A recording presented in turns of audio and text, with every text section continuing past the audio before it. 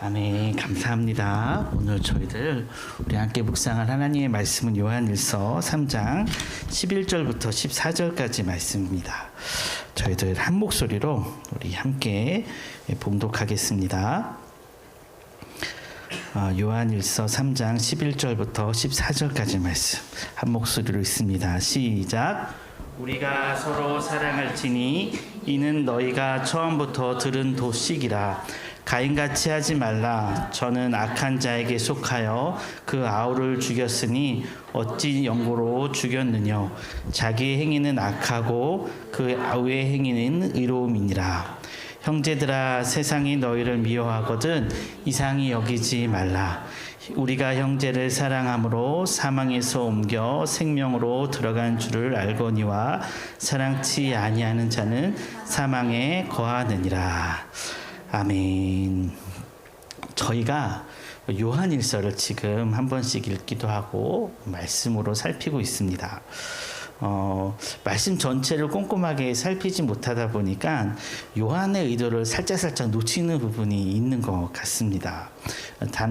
저는 이제 설교를 준비한 입장이니까 말씀을 읽고 또 읽고 또 많은 분들의 책을 참고하다 보니까 이번 주에 어떠한 목사님들의 글을 참고하다가 비슷한 표현을 너무 반복하셔서 좀 우리가 이런 요한의 의도는 한번 다뤄야 되겠다라는 생각을 하게 되었습니다. 그것은 바로 무엇이냐면 요 사도 요한이 가지고 있는 특별함.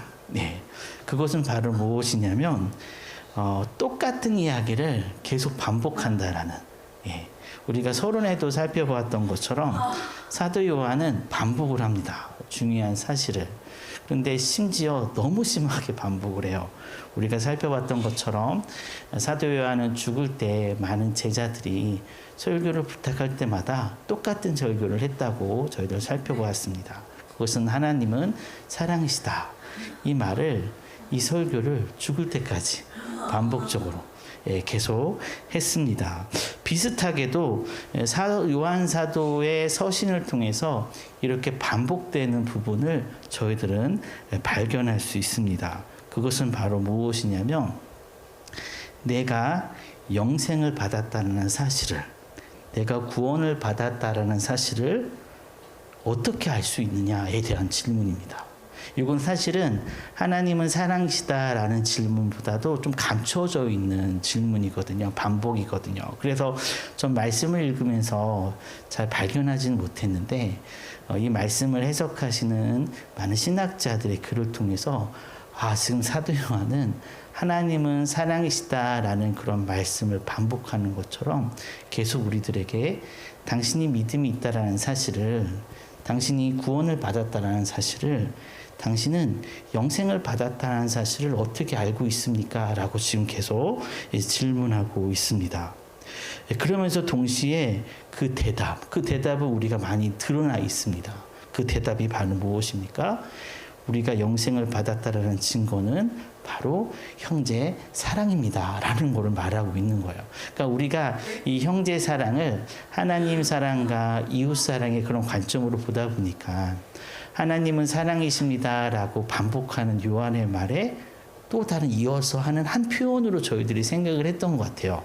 하나님을 사랑해야 되니까 이웃도 사랑해야 됩니다. 라는 식으로 우리가 이해를 했는데 그게 아니라 사도 요한은 형제 사랑을 조금 다른 각도로 보고 있다는 거죠.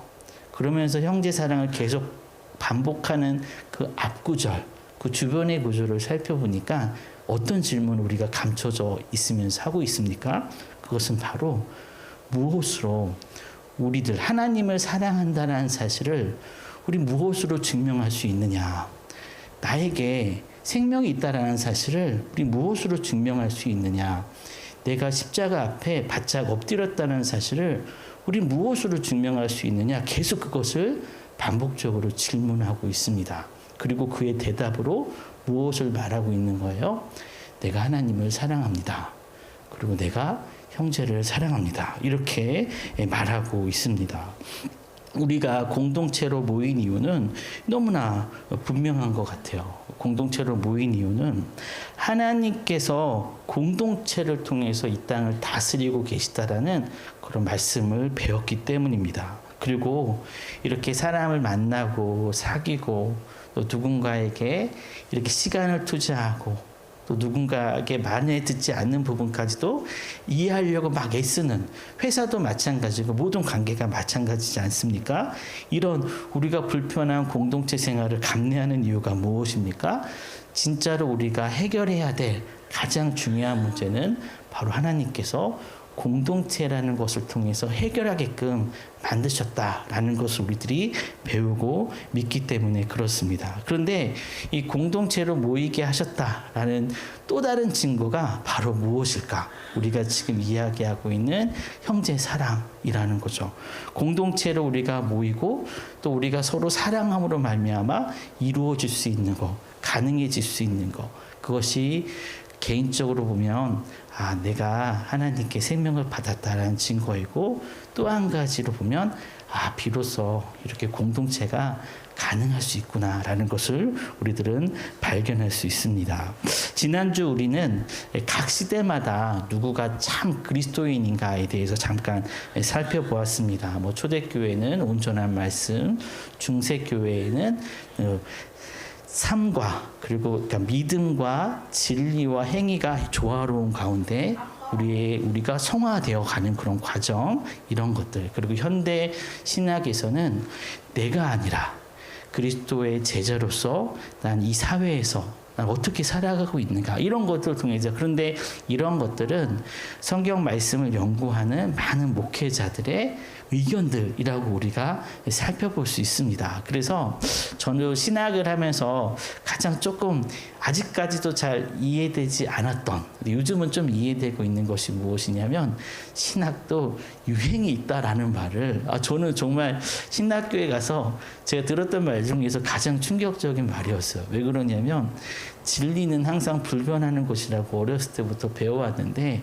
왜 신학은 유행을 따질까라고 했을 때 그러니까 성경이 유행을 따진다는 건 아니겠죠. 뭐가 요즘 그 신학을 연구하는 사람들, 신학자들이 요즘 우리들의 부족함을 통해서 그 말씀 안에서 메꾸려고 하는 그런 본능적인 게 있는 것 같아요. 그러니까 이렇게 예를 들면 예전에는 믿음이 너무 강조되던 시절이 있었습니다. 믿음이 너무 강조돼요. 그러면 그 시대에는 어떤 유행이 생겨나면 믿음이 아니라 행함도 중요하다라는 유행이 생겨나요. 또 그렇게 되다가 중세시대 때 너무나 행함이 막 강조되니까 어떤 유행이 생겨나요? 종교시대, 종교개혁처럼 오직 믿음입니다. 이런 것들을 우리가 유행이라고 말하는데 요즘의 유행은 바로 무엇이다? 바로 이 시대에 정의를 세우는 거, 이렇게 말할 수 있습니다. 이런 참 그리스도인의 논쟁 속에서 오늘 말씀은, 그리고 지속적으로 사도 요한은 분명한 기준을 말씀하고 있는데 그것은 바로 무엇이냐면 더 본질적인 믿음에 관한 가르침이고, 그것은 무엇입니까? 하나님이 당신을 사랑하는지 당신은 알고 있습니까? 참 그리스도인은 누구예요? 하나님이 나를 사랑하신다는 사실을 알고 깊게 확신하는 사람들. 그리고 동시에 당신은 하나님께 사랑받은 존재로서 당신 주변에 있는 이웃들을 얼마나 사랑하고 있습니까? 이것이 바로 또한 오늘 사도 요한이 말하고 있는 참 그리스도인의 조건이다라고 말할 수 있을 것입니다. 그런데 이런 근본적인 영생과 구원에 관한 확신 가운데 사도 요한은 어렵지 않은 비유로서 우리에게 계속 이러한 사랑을 반복적으로 말씀하고 있습니다. 특별히 이런 결론으로 우리가 말씀을 시작할 수 있을 것 같습니다. 우리가 12절 말씀을 쭉 보면 읽지는 않겠지만 12절 말씀에 하나님께 사랑받았던 의로운 아벨을 죽여버린 그의 형 가인의 행위를 말하고 있습니다. 의롭기 때문에, 선하기 때문에, 하나님 앞에 온전히 섰기 때문에 죽음을 맛볼 수밖에 없었던 아벨. 심지어 그는 그의 형제로 형제에게 죽임을 당했습니다. 이 가인을 통해서 사도 요한은 우리 주변에 있는 우리 이웃들의 상태를 지금 언급하고 있는 거예요. 가인에게 죽임받은 아벨을 통해서 우리 주변에 있는 사람들이 얼마나 악한 사람들인지 지금 말하고 있습니다. 그런데 핵심은 무엇입니까? 가인처럼 자기 동생을 죽인 형처럼 이런 악한 상황 속에서 당신은 그들을 사랑할 수 있습니까? 라고는 사도 요한은 말하고 있는 거죠. 만약에 당신이 이런 가인과 같은 사람들이 편만에 있는 이 세상 사람들을, 우리 이웃들을 사랑을 한다면 당신이 그들을 사랑할 수 있는 유일한 이유는 바로 무엇 때문에? 당신 안에 생명이 있다라는 증거입니다. 라고 지금 말씀하고 있습니다. 그러면서 이렇게 증거하고 있습니다. 우리 13절 말씀, 14절 말씀, 우리 한번 이 말씀은 한번 같이 다시 한번 읽어보도록 하겠습니다. 13절, 14절 시작. 형제들아, 세상이 너희를 미워하거든 이상히 여기지 말라. 우리가 형제를 사랑함으로써 사망에서 옮겨 생명으로 들어간 줄을 알거니와 사랑치 아니하는 자는 사망에 거하느니라. 아멘. 형제 사랑이 생명의 증거라는 말은 오해의 소지가 있기 때문에 조금 더 좀 성경적으로 들어가 볼 필요가 있을 것 같습니다. 사도 요한이 말하는 형제 사랑은 하나님이 사랑이시다라는 말 안에서 다루어지는 형제 사랑입니다라고 말합니다. 한 신학자는 이렇게 말하고 있습니다. 사람이 사랑하는 사람으로 변화되지 않으면 사랑 많으신 온전한 사랑을 갖고 계신 그분과 진정한 관계를 맺는다라는 것은 있을 수 없는 일이다라고 말하고 있습니다. 저는 형제 사랑이 생명의 증거인 이유는 바로 형제 사랑으로 말미암아 불가능한 것들이 지금 다루어지고 있기 때문이다라고 확신합니다. 그런데 그 불가능한 것을 우리가 행하는 이유는 우리에게 임한 것들이 불가능한 것들 아니겠습니까? 동시에 우리가 다루고 있는 불가능한 영역들은 정말 필수적인데 나의 힘으로 얻을 수 없는 것들로 우리들은 한정 지을 수가 있습니다. 우리가 불가능한 것이 무엇입니까? 라고 사람들끼리 서로 말한다면 로또 1등에 내가 2번 연속으로 당첨되는 거, 아니면 우리 아들이 그 서울대는 좀 약하고 하버드 정도, 그런데 MIT 정도 들어가는 거, 이런 것들. 그리고 갑자기 제이가 곧고 뛰는 거, 이렇게 말할 수 있는데 이런 것들은 필수적인 것은 아니라는 말이죠. 우리가 다루고 있는 영적 불가능한 영역은 이런 것들이 아닙니다. 제가 이번 주에 제가 처음으로 사역했던 교회 청년들을 만났는데 벌써 한 20년 전에 사역했던 곳인데 그 청년들이 요청이 있어서 잠깐 만났습니다. 그 아이들 간에 이렇게 어떤 문제가 있었는데 그게 어른들 간에 다툼이 되어서 몇몇 청년들이 그 교회를 이렇게 떠나게 됐습니다. 교회를 떠나기로 결정한 그 중에서 핵심적인 청년들이 이제 이 상담을 요청해서 각자 따로따로 좀 왔다 갔다 하면서 만났는데 다행히 저는 그들이 받았던 상처를 들어주는 것도 매우 소중하지만 교회를 떠나기로 결정했다라는 말을 듣고 애들이 그럼 교회를 완전히 떠나는 건가라는 의심이 들어서 만났는데 다행히 한 친구는 다른 교회에 벌써 잘 적응해 가고 있고 또 한 친구는 좀 여유 가운데 교회를 찾아보기로 두 친구 모두 믿음을 잘 간직하고 있더라고요. 그러면서 그 친구가 그런 말을 했습니다.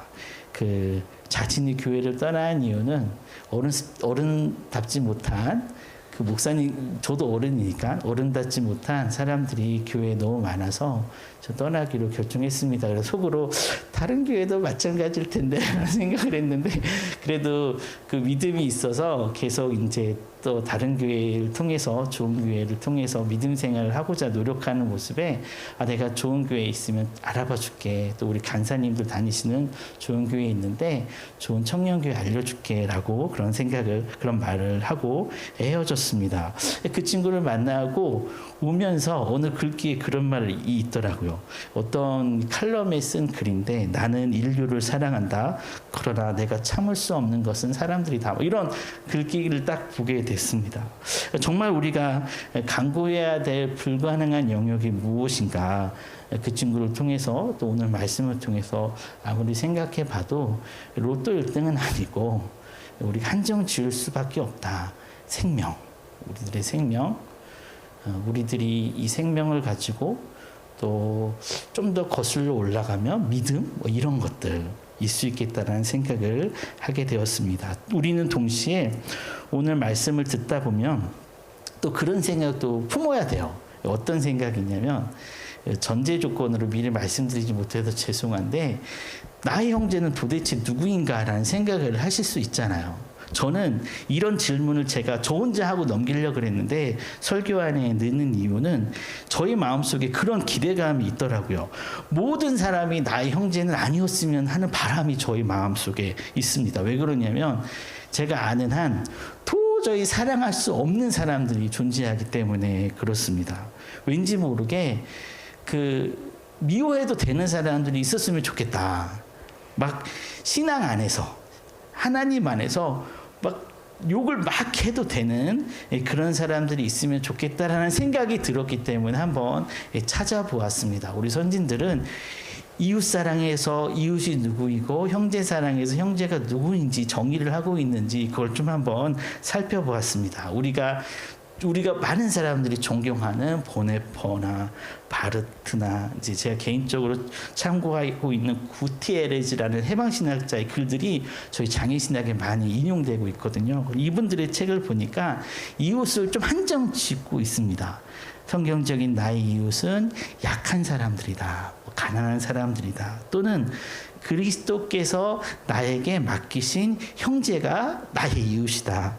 나의 형제다 이렇게 정의하기도 하고 또 바르트 같은 경우는 우리 같은 상황 어떤 특별한 상황 속에서 만난 특정한 사람들이 우리들의 형제들이다 이렇게 말하기도 하지만 기독교의 전통이나 대부분의 신학은 이런 특별한 상황이 아니라 우리들의 이웃과 사랑해야 될 형제를 하나님 안에서 함께 존재하는 공동 피조물이라는 이 어거스틴의 이런 해석을 따르고 있습니다. 여기서 중요한 것은 하나님 안에서 창조된 공동 피조물이라는 거예요. 이 공동 피조물에는 뭐가 포함되는 거예요? 저 풀, 다음에 동물들, 개미 이런 것도 다 포함됩니다. 그러니까는 우리 기독교의 전통에서 우리 형제는 무엇이냐?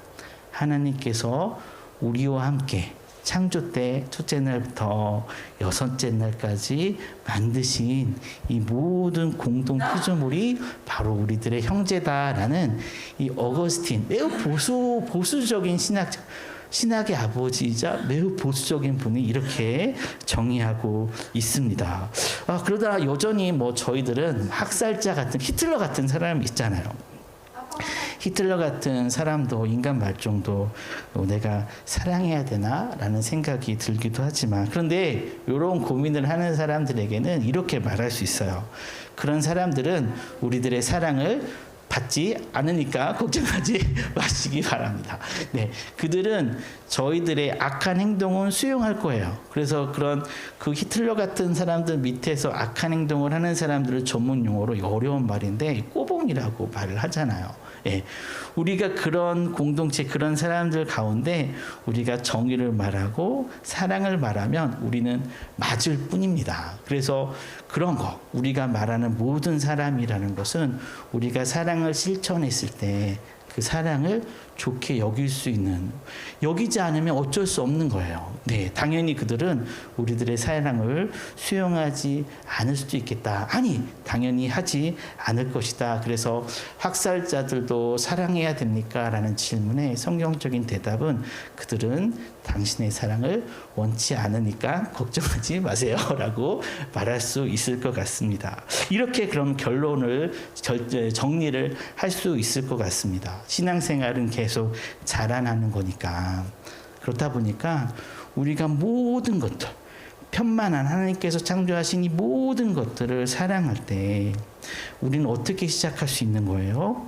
우리의 부족한 사랑까지도, 정말로 아무것도 아닌 사랑까지도 수용해주는 선한 사람들, 그리고 선한 자연물들, 그런 것들부터 시작해서, 그래서 저는 화초를 사랑하는 것이 너무 소중하구나, 반려견을 사랑하는 것이 너무 소중하구나, 이런 것들은 순수한 존재이기 때문에 우리들의 아주 작은 사랑까지도 수용해 주니까 그런 것들로부터 시작해서 사람으로 이어져서 선한 사람들, 그리고 우리 제이나 아진이처럼 우리들의 사랑을 아주 순수하게 그냥 수용하는, 쪽쪽 빨아들이죠. 제가 제이 때문에, 아진이 때문에 저희 사랑이 성장하는 이유는 무엇이냐면, 제가 어떤 사랑의 행위를 했을 때 뭐 다른 사람들은 뭐 이렇게 장벽을 치기도 하고 또 판단을 하기도 하고, 그런데 이렇게 제이나 아진이는 저희 사랑을 쪽쪽 빨아먹는 그런 느낌이 듭니다. 좋은 거예요. 너무 그 기분이 너무 좋은 거죠. 이런 것처럼 우리 사랑을 순수하게 받아주는 그런 것들로부터 시작해서, 그리고 정말 우리는 미약하고 부족한데 이 미약하고 부족한 우리들의 사랑을 간절히 요청하고 있는, 저희들은 명절마다 이렇게 찾아뵙는 분들이 계시다고 말씀을 드렸죠. 잃어버리실 수 있는데 명절마다 찾아뵙는 정말 힘드신 분들이 계세요. 아주 힘드신 분들인데 그분들에게 아주 작은 선물을 준비해서, 현금이 아니라 이제 상품권을 준비해서 선물로 드리면서, 이렇게 드리면서 딱 2번 말을 하죠. 이렇게 어떠세요? 괜찮으세요? 그리고 정말 힘들 때 저희한테 연락 주시면 됩니다. 이거 딱 2마디 하러 찾아뵙는 거죠. 정말 작은 건데 그런 것들을 딱 지금 몇 년째 하다 보니까, 지금은 저번에도 잠깐 말씀드렸던 것처럼 막 6살, 7살, 10살 됐던 아이들이 이제 중학교, 고등학교 이제 어느 정도 사춘기가 지나다 보니까 아주 작은 선물을 들고 가도 1층까지 내려와서 인사하고 다시 올라가고, 이런 것들 있잖아요. 그리고 별거 아닌데 자기들이 있었던 몇 년간의 일들을 쫙 얘기하기도 하시고, 이런 것들입니다. 별거 아닌 우리들의 아주 작은 사랑까지도 좀 간절히 요청하고 수용하는 그런 사람들, 그리고 심지어 스스로 숨어 있어서 나는 사랑이 필요해 라는 것을 잃어버린 그런 사람들이 이르기까지, 이렇게 조금씩 우리들의 이웃과 형제를 키워나가는 우리 공동체가 되었으면 좋겠습니다. 생각해 보면 이러한 자람의 첫 단계가 무엇일까라는 생각을 해보면, 우리들의 정말 너무나 이 문제가 많은 우리들의 사랑, 그런 것들은 정말 필요도 하지 않으시지만 저희가 이렇게 예배하고 조금만한 찬양을 하거나 기도를 할 때마다 우리들의 사랑을 기뻐하시는 그 하나님을 사랑하는 것이 정말로 첫 번째 단계겠다라는 생각도 하게 되었습니다. 말씀을 마칩니다. 예수님은 요한복음 15장에서 세상이 우리를 미워하는 이유에 관해서 이렇게 말씀하고 있습니다. 우리 요한복음 15장 말씀을 우리 같이 한번 읽어보고 요거에 대해서 마지막으로 생각해보고 말씀을 마치려고 합니다. 우리 한 목소리로 같이 한번 읽어보겠습니다. 시작.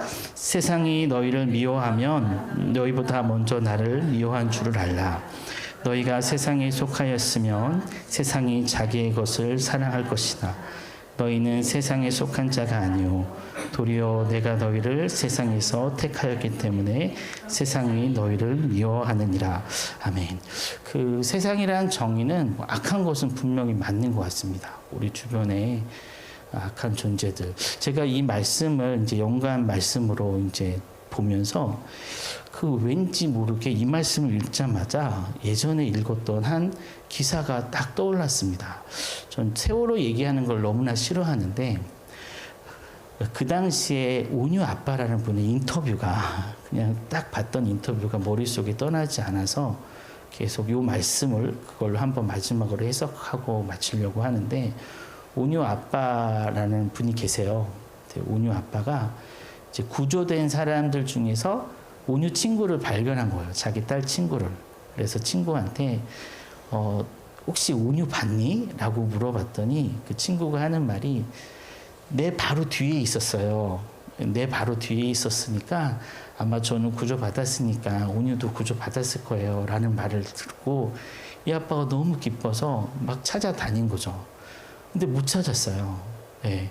나중에 알고 봤더니 구조가 못 된 거죠. 안 된 거죠. 예, 그래서 그 상황을 온유 아빠가 인터뷰하는 게 저희 머릿속에 아직까지 남아 있으면서 이 말씀이 딱 적용이 됐습니다. 그 장면을 이렇게 제가 상상을 해보니까 온유 입장에서는 자기 앞에서 끊긴 거잖아요. 네, 자기 친구가 가까운 친구는 구조받고 지금 떠나고 있고 그 친구도 정신이 없는 거예요. 자기가 마지막인지도 모르고 자기 바로 뒤에 친구가 있다는 사실만 알고 딱 해서 떠나는데 그 상황에서 온유가 소리칠 수도 있잖아요. 한 명만 더 태우고 가라고 이 나쁜 놈들아 그럴 수 있잖아요. 너무 불안하고 무섭고 그렇다 보니까 그런데 그 구조받은 사람들이 최소한 나에게 욕하네? 야, 저 나쁜 애다 라고 말하지 않을 거 아니에요. 구조받았으니까 자기는 살았으니까 저는 요한복음 15장 말씀을 읽으면서 그 장면이 딱 떠올랐습니다. 세상이 우리들을 미워하는 것은 당연하겠다. 그리고 질투하는 것은 당연하겠다. 왜 그러냐면 우리는 구조받았으니까 하나님을 너희들을 미워하는 것이 아니라 하나님을 미워하는 것이야 라는 말씀도 당연하죠. 구조받지 못하고 그 배에 남아있는 사람들은 누구를 원망하겠어요? 선장을 원망하겠죠. 그리고 저 헬기를 조종한 사람들을 원망하고 뭐 대통령을 원망할 수도 있고 위정자들, 이 땅에 힘 있는 사람들 왜 이런 상황을 만들었지? 라고 원망할 수 있겠죠.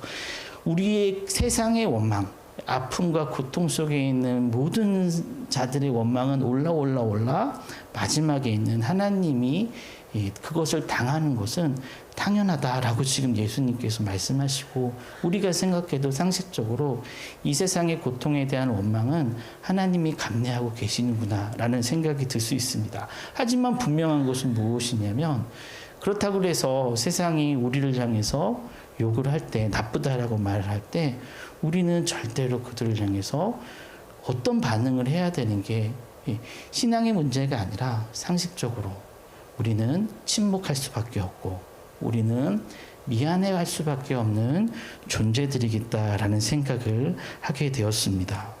세상이 우리를 미워하는 것은 정말 하나님을 미워하는 것이고 우리는 더욱 미워하는 자들을 통해서 미안해하면서 그들에게 또 다른 이웃들에게 나는 도대체 무엇을 해야 될까?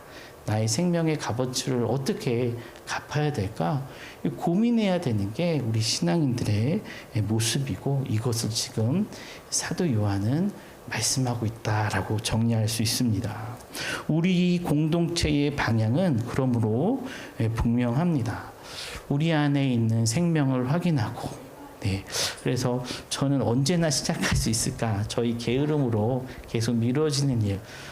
이제 올 한해 반드시 이제 저희가 세례 교육을 다 마무리하고 내년부터는 매주 좀 성찬식을 했으면 좋겠다는 생각을 가지고 있는데 그게 너무 중요할 것 같아요. 오늘 말씀을 준비하면서도 이런 성찬식을 통해서 우리 안에 있는 생명이 있음을 다시 한번 이렇게 확인해 나가면서 또 우리가 해야 될 세상을 향한 미안함 그리고 그들을 향한 사랑 우리들의 사랑을 확장해 나가는 것입니다. 이건 이러한 우리들이 하나님의 공동체가 되기를, 우리 각 가정이 되기를 간절히 기원합니다. 아멘. 기도하십니다. 사랑 은혜가 풍성하신 하나님 감사합니다. 오늘도 이 예배를 하나님께서 기뻐 받아주시길, 그리고 부족한 우리들의 한 명 한 명 하나님 불쌍히 여겨주시고 저의 마음이 조금씩 하나님 마음을 닮아가도록 하나님께서 기뻐하시는 그런 우리 모두가 될 수 있도록 도와주시옵소서. 저희들이 주님 앞에 고백하고 드리고 저희들의 마음을 그리고 삶을 다짐합니다. 하나님 모두 기뻐 받아주시고 하나님 편에서 옳은 곳에 사용될 수 있도록 도와주시옵소서.